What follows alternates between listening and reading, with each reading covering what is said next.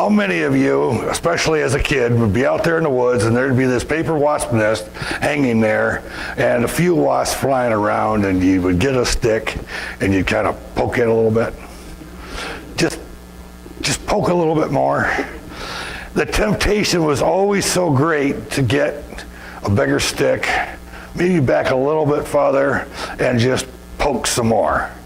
And as you'd be poking, a few more wasps would come out, and you knew where it was leading, but the temptation was just so great, I'm not going to leave it alone.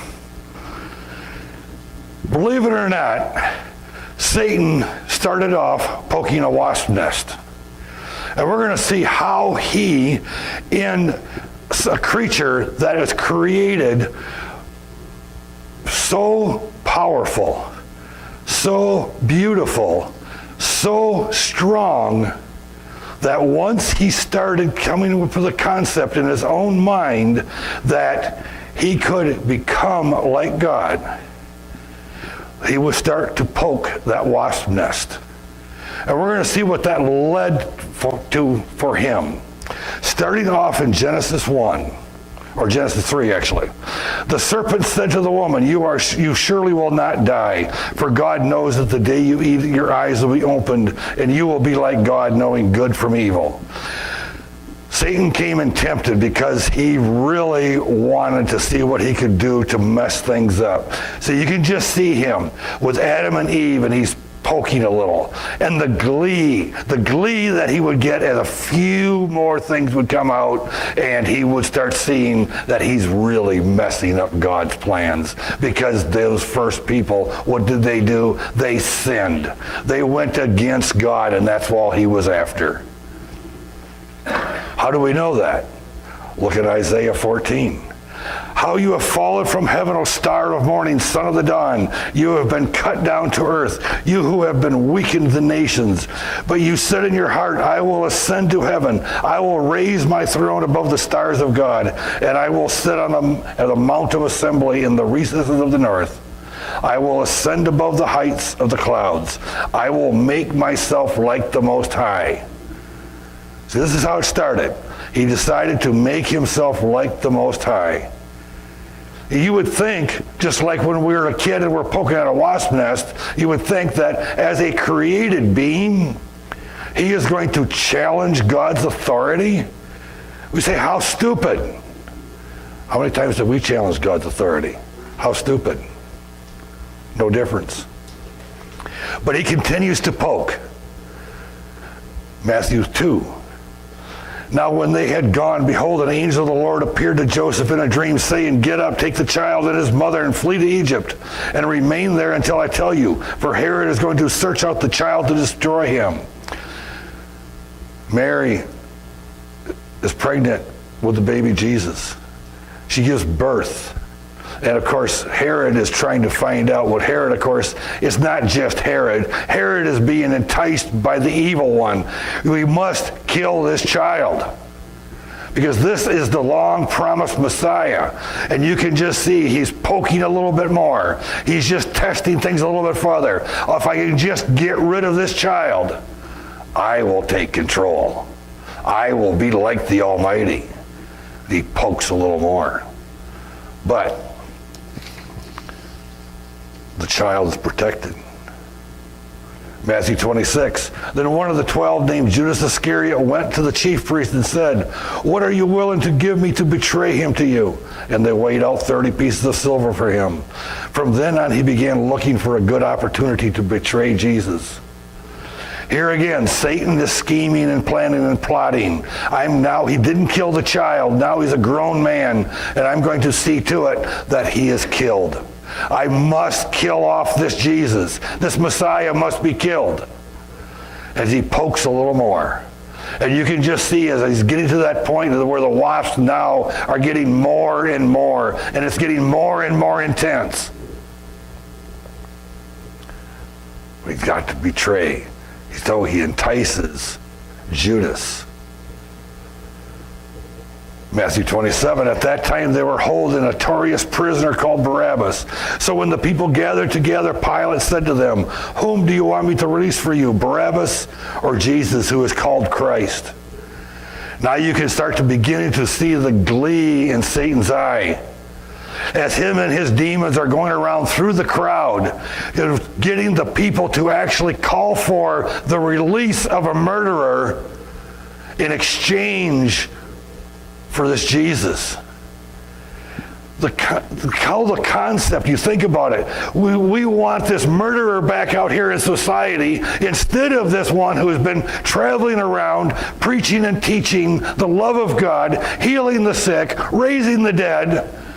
We want him dead, but we want the murderer released. He's poking some more. But you can just see that glee, that I'm getting so close. I'm getting so close to killing off this Messiah. That's what I got to do. I got to kill off this Messiah, as he pokes a little more. In Luke 23. And then they came to the place that's called the Skull. There they crucified him and the other criminals, one on his right hand, the other on his left. Finally, he's taken down the wasp nest. He's finally poked it so much that the whole thing now has fell on the ground. You would think that's the time I accomplished what I set out to do. All along I've been poking away, but now I finally got the nerve to knock the whole thing down. And then we begin to realize that that was not a really good idea. Because now that the wasp nest is on the ground, all the wasps decide to come out. But for a few seconds, for a few moments, we have glee in our hearts. We're excited about the fact that we have knocked it down. Satan, in the same way, he's excited about the fact that now this Messiah, this Jesus, is dead. I've knocked it down. I've killed him. I've won. Matthew 28. Now after the Sabbath, as it began to dawn toward the first day of the week, Mary Magdalene and the other Mary came to look at the grave. And behold, a severe earthquake had occurred, for the angel of the Lord descended from heaven and came and rolled away the stone and sat upon it. And his appearance was like lightning, and his clothing was white as snow. The guards shook for fear at him, because like a dead man. The angel said to the woman, do not be afraid, for you know that you are looking for Jesus, who has been crucified. He is not here. He is risen, just as he said. Come and see the place where he was lying. The wasps are now all encompassing around him. Satan is all lost. He has lost the whole battle. He has thought all along through all this history, from the time of creation to from the time of Adam and Eve, all the way through all the things that he has done, all the plans and schemes, this poking away at this wasp nest, finally knocking it down, and then he realizes the disaster that it caused. Satan has been defeated because Jesus is no longer dead. As we read in 1 Corinthians, the last enemy to be destroyed is death. We're all figuring on death. We know we're going to die, but it's physical death. Spiritual death, of course, is what it's after, because Satan also is a spiritual being. He doesn't have a physical body. He's a spiritual being, just like our God is. So it's the spiritual death that he's been trying to accomplish all along. But when this Jesus came along, and he conquered death. He conquered spiritual death for you, for me. That wasp nest totally engulfing Satan, he has been defeated. Because we see this in Revelation. When that's John, saw him, I fell at his feet like a dead man, and he placed his right hand on me, saying, do not be afraid. I am the first and the last, the living one, and I was dead, and behold, I am alive forevermore, and have the key of death and of Hades. This Jesus, this Messiah who has conquered death, who has saved us from our spiritual death, is in heaven at the right hand of the Father, because he has the keys of death. In other words, he is the one that controls it, because he has conquered it. But he also has the keys of Hades, which is the same as hell. He has the keys. It is through him and through him only that we have the way out. Or we're locked in. We start off locked in. That's the beginning. That's where we're at to start with. But having the keys, he can let us out, because he has provided salvation. He has defeated death. He has defeated Satan. Satan all along thought he had a chance. How stupid for an extremely intelligent being to think that he can conquer the creator of everything, even the creator of Satan himself. But he did. He thought that he could. So he kept poking all along until finally, now he's angry because he knows he's been defeated. The Bible also warns us that because he knows he has been defeated and he knows his time is short, that he is going out after the rest of God's children. That's us. He's constantly there, not him himself. Believe me, there ain't nobody in this building important enough to have Satan himself come after us. But his demons are. They're real. They will tempt us. They will draw us in. They will make us do things like poke at that wasp nest. They will come at us with all sorts of concepts and ideas. Well, you can do this, you may do that, you should be this way, you shouldn't be that way. Instead of having a mindset that totally changes. It changes from let me have this religion where I have this list of rules to where I have a relationship. We all know what a relationship is. We've had good ones, we've had bad ones. But to have a relationship is to have a friendship.